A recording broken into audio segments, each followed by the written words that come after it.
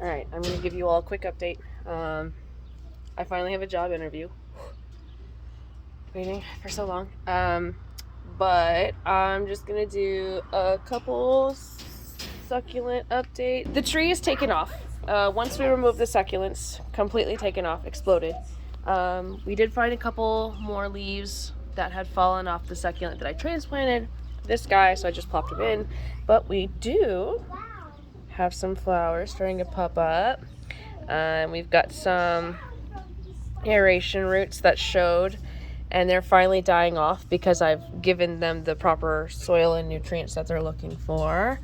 There's finally a flower that poked through, so I think this is doing much better in here. Like I said, this whole plant that's underneath will be transplanted into its own pot, but at this very moment in time, don't have the space, and B, specifically for a pot big enough, because I've got succulents in there. That's dirt. These shelves are falling apart, so anything that's underneath, it's.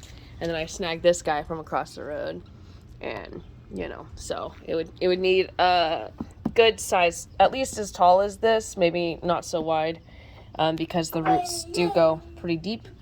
But the growth is looking great. It's nice and green, very plentiful. There were some broken leaves when we moved it. There's new aeration roots coming through, which is totally fine because it's doing what it needs to do. It's finally getting the nutrients from the soil, but it's also still looking for other things, especially this guy, because he is, like I've showed you in previous videos, I've had succulents that kind of grow in this S pattern. It's what happens when they lay down, but then they still seek the sun.